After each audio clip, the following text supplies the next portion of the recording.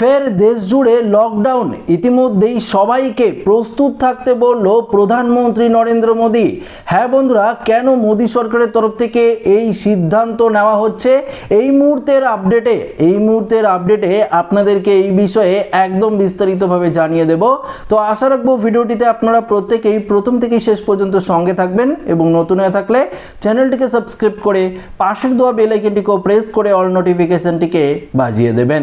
তো বন্ধুরা, কথা না বাড়িয়ে আমরা সরাসরি আপডেটে চলে যাব এবং ঠিক কেন এই সিদ্ধান্ত নেওয়া হচ্ছে কেন্দ্রীয় সরকারের তরফ থেকে সেটি আপনাদেরকে আগে জানিয়ে দিই। দেখুন, এখানে পরিষ্কারভাবে বলে দিয়েছে আবারও কি লকডাউন আসছে। দেখুন, আবার কি সামনে কোভিড কালের এই মহাবিপদ, অচল হবে গোটা দেশ, থেমে যাবে কি দৈনন্দিন জীবনযাপন? এত প্রশ্ন উঠে আসছে কারণ সংসদে স্বয়ং প্রধানমন্ত্রী নরেন্দ্র মোদী এই সব প্রশ্ন উস্কে কিন্তু দিয়েছেন। সোমবার মোদীজি দেশবাসীকে বলেছেন কোভিড কালের মতো সতর্ক থাকুন আপনারা। অর্থাৎ কেন এই কথা বললেন প্রধানমন্ত্রী? দেখুন, ইরান যুদ্ধের জন্য দায়ী। এখানে লোকসভায় ও আজ রাজ্যসভায় প্রধানমন্ত্রী দেশবাসীকে স্মরণ করালেন সাম্প্রতিক বিশ্বের পরিস্থিতি। দেখুন কি বলেছে, যে মধ্যপ্রাচ্যে ইরান ও মার্কিন যুক্তরাষ্ট্রের মধ্যে চলতি উত্তেজনার পরিপ্রেক্ষিতেই দেশকে এই সতর্ক করেছে প্রধানমন্ত্রী নরেন্দ্র মোদী। আপনারা প্রত্যেকেই জানেন যে মধ্যপ্রাচ্যে অর্থাৎ ইরান, ইসরায়েল এবং আমেরিকার মধ্যে যে যুদ্ধ পরিস্থিতি চলছে, এই যুদ্ধ পরিস্থিতির জেরেই কিন্তু আমাদের গোটা ভারতবর্ষে গ্যাসের যে সংকট চলছে সেটা কিন্তু আমাদের সাফার করতে হচ্ছে। পেট্রোল, ডিজেল থেকে শুরু করে সমস্ত কিছুর দাম বেশি, কখনো শেয়ার মার্কেটে ধস, কখনো বা গোল্ড প্রাইসের ক্ষেত্রে ধস নেমে যাচ্ছে, আবার হঠাৎ করে দাম বৃদ্ধি পেয়ে যাচ্ছে।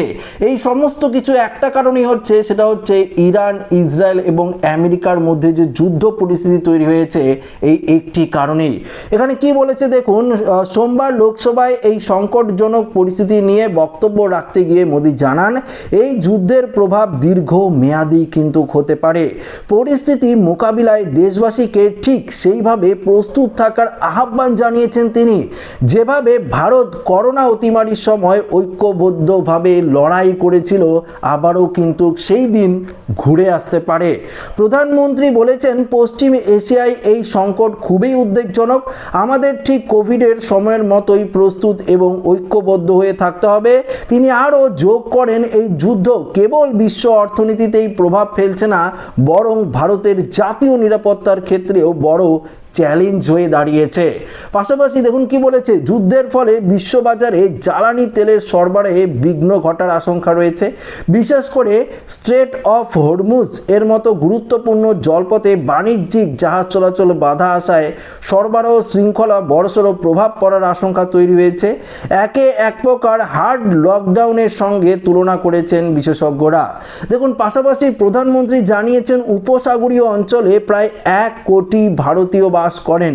তাদের নিরাপত্তা নিশ্চিত করা সরকারের সর্বোচ্চ কিন্তু অগ্রাধিকার। ইতিমধ্যেই 3,75,000-এর বেশি ভারতীয়কে নিরাপদে ফিরিয়ে আনা কিন্তু হয়েছে। পাশাপাশি দেখুন আরও কি বলেছে, সংকটের পরিস্থিতির সুযোগ নিয়ে কেউ যাতে গুজব ছড়াতে বা নিত্য প্রয়োজনীয় জিনিসের কালোবাজারি ও মজুতদারি করতে না পারে, সেদিকেও কড়া নজর রাখার জন্য রাজ্য সরকারগুলিকেও কিন্তু নির্দেশ পাঠিয়েছে প্রধানমন্ত্রী নরেন্দ্র মোদী। আপনাদেরকে এই কালোবাজারি নিয়ে বলছি।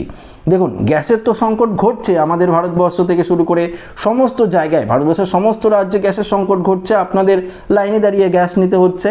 কিন্তু যাদের টাকা আছে, ধরুন যাদের টাকা আছে, তারা কি করছে, ব্ল্যাক থেকে অর্থাৎ ব্ল্যাক মার্কেট থেকে কালোবাজারির মাধ্যমে কিন্তু তারা গ্যাস সংগ্রহ করছে 2,000, 2,500 বা 3,000 টাকার বিনিময়ে। তাদের তো লাইনে দাঁড়াতে হচ্ছে না। তাহলে এই সমস্ত কালোবাজারি যদি না হয়, যাতে কেউ ব্ল্যাকে মজুত করে রাখতে না পারে গ্যাস, পাশাপাশি তেল, পাশাপাশি আরও যে সংকটগুলো রয়েছে সেই সমস্ত জিনিস, তার জন্যই কিন্তু সমস্ত রাজ্য সরকারকে কড়া নির্দেশ পাঠিয়েছে প্রধানমন্ত্রী নরেন্দ্র মোদী। দেখুন কি বলেছে, ভারত শুরু থেকেই এই সংঘর্ষ থামাতে কথাবার্তা ও কূটনৈতিক ওপর জোর দিয়েছিলেন। প্রধানমন্ত্রী ব্যক্তিগতভাবে মধ্যপ্রাচ্যের বিভিন্ন দেশের রাষ্ট্রপ্রধানের সঙ্গেও কথা বলেছেন, উত্তেজনা প্রশমনের আবেদনও জানিয়েছেন। প্রধানমন্ত্রী স্পষ্ট করেছেন এই যুদ্ধের ফলে তৈরি হওয়া বিশ্বজনীন অস্থিরতা দীর্ঘ সময় ধরে চলতে পারে, তাই দেশের অর্থনীতি ও সাধারণ মানুষের জীবনযাত্রার স্বাভাবিক রাখতে সরকার সব রকম আগাম পদক্ষেপ করতে বলেছে বলে ইঙ্গিত দিয়েছেন তিনি। তো বন্ধুরা, এই যে আপনাদেরকে আপডেটটি দিলাম, এই আপডেটের জন্যই প্রধানমন্ত্রী নরেন্দ্র মোদী কিন্তু এই স্টেপটি নিয়েছে এবং তিনি বলেছে যে এই যুদ্ধ যদি চলতেই থাকে তাহলে তো দেশে বড়সড় সমস্যা তৈরি হবে। গ্যাসের সংকট থেকে শুরু করে জ্বালানি সংকট থেকে শুরু করে বৈদ্যুতিক সংকট থেকে শুরু করে আরও বিভিন্ন সংকট তৈরি হতে পারে। তো আবারও কিন্তু সেই যে দিনের পরিস্থিতি ফিরে আসতে পারে, কোভিড কালের দিনের পরিস্থিতি আবারও কিন্তু ফিরে আসতে পারে, আবারও কিন্তু আমরা সেই লকডাউনের পথে কিন্তু যেতে পারি, তারই একটা ইঙ্গিত দিলেন প্রধানমন্ত্রী নরেন্দ্র মোদী। তো এটাই যে ভাববেন না যে লকডাউন শুরু হয়ে গেছে বা হবে, এরকম কোনো মানে নেই। সেই লকডাউনের স্মৃতিকে মনে করিয়ে দেওয়ার জন্যই কিন্তু প্রধানমন্ত্রী নরেন্দ্র মোদী এই কথাগুলি বললেন। কেননা আপনারা প্রত্যেকেই জানেন আমাদের দেশের যে অবস্থা সেটা আপনাদের প্রত্যেকেরই জানা। গ্যাস সংকট থেকে শুরু করে আরও বিভিন্ন ধরনের সংকট কিন্তু তৈরি হয়েছে, গ্যাস সিলিন্ডার তো পাওয়াই যাচ্ছে না লাইনে দাঁড়িয়ে। তো বন্ধুরা, আশা রাখবো ভিডিওটি প্রত্যেকের ভালো লেগেছে। তো এই নিয়ে যদি আপনার কোনো মতামত থাকে, নিজস্ব যদি কোনো মতামত থাকে, অবশ্যই কমেন্টে কমেন্ট করে জানাতে পারেন। ভিডিওটি ভালো লাগলে লাইক করবেন, বন্ধুদের সাথে শেয়ার করবেন, নতুন হয়ে থাকলে চ্যানেলটিকে সাবস্ক্রাইব করে আমাদের সঙ্গে জুড়ে থাকবেন। ধন্যবাদ।